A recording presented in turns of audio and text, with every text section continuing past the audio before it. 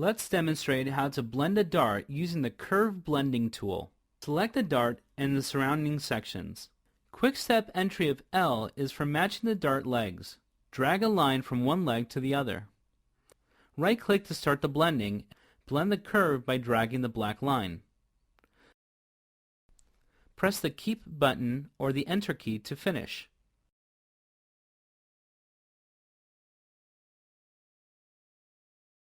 Multiple sections may be blended together. Continue dragging sections together.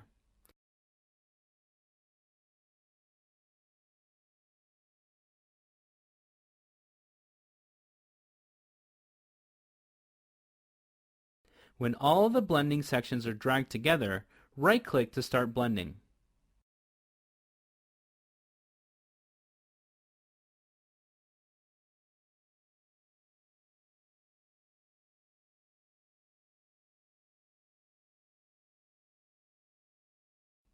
If the blending section is disconnected, select the second section with the Shift key down.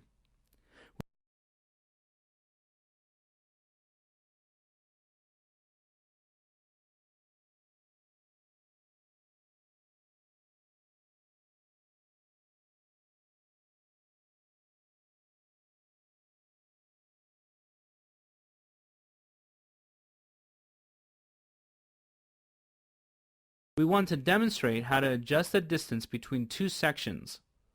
Select the Distance tool. Select the two sections and drag from one section to the other. Pressing the Shift key during the dragging process locks the dragging angle to 45-degree increments. The dialog window shows the current distance. Enter additional distance of 1 inch. Each section is moved ½ inch away.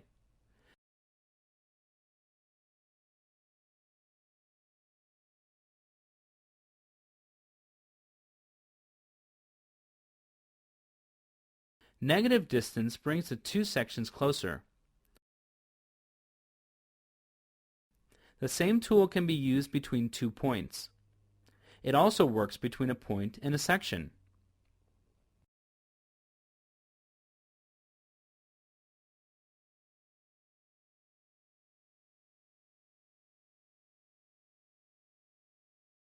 Select either the blue side or the red side.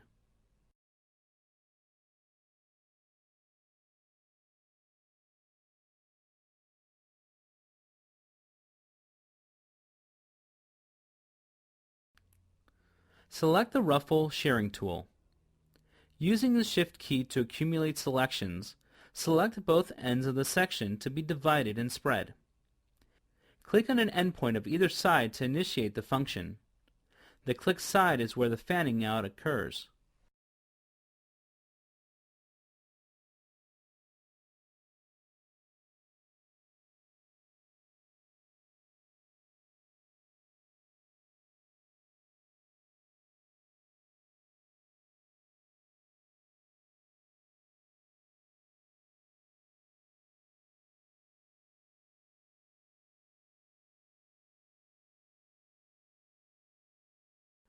Select the section to spread and the reference point.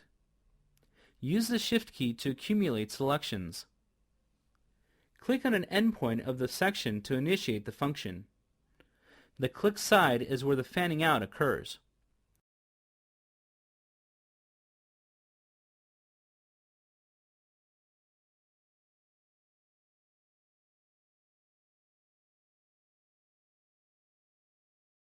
The Pivot tool can be used to add or subtract a volume by rotating the shape along the pivot reference line.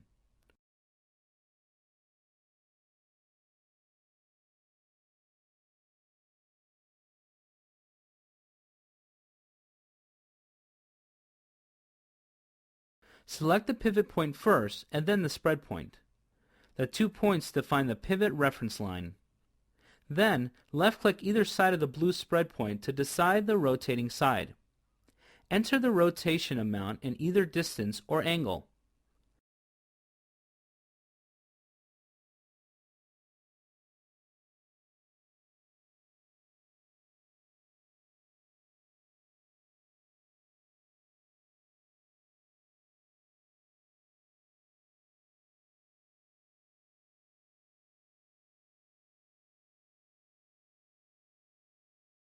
Select the knife pleat tool. Select pleat points. Select the point pairs in alternating order.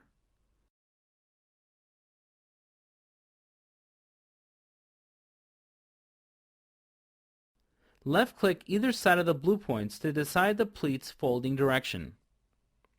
Enter the pleat size for the red side and the blue side. The Fold Guidelines option adds internal lines to show the pleat lines, and the Pleat Notation option adds pleat symbols along the pleat lines.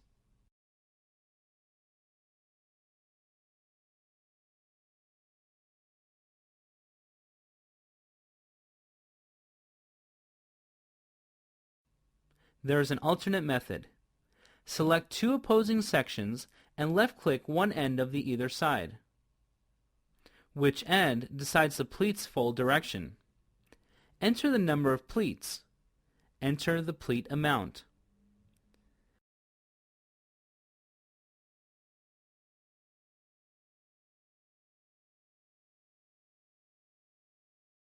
We demonstrate adding notches using the relative point tool.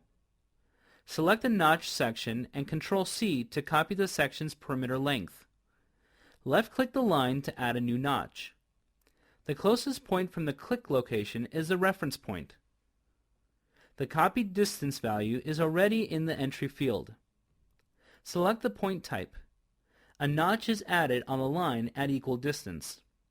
Specify the offset value for an ease amount. We will show you how to use the trace tool from existing groups of shapes or lines.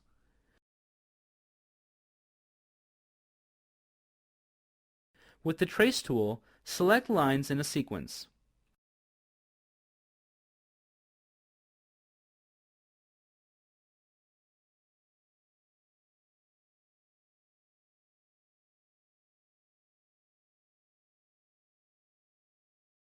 Right-click to finish tracing. Drag a pattern using the Control-Drag method. Select the Seam tool.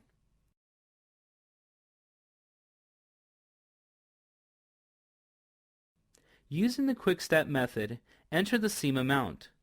Simply select the sections to apply the seam.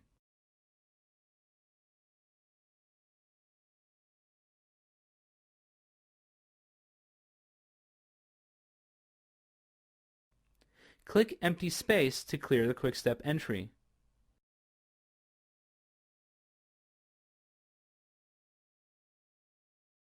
Selecting the existing seam section does not affect it.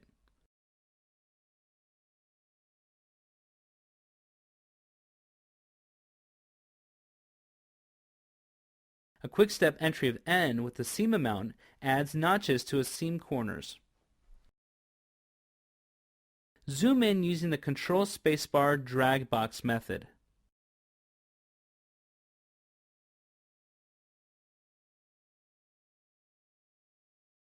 There is a Quick Step method to change to folding seam corner type.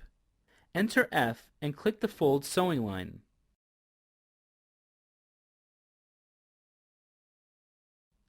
For 90-degree corner types, enter 90.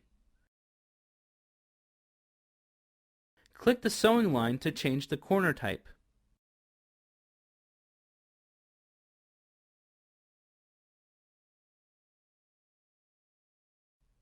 In order to control notches on seam corners, use the N Quick Step.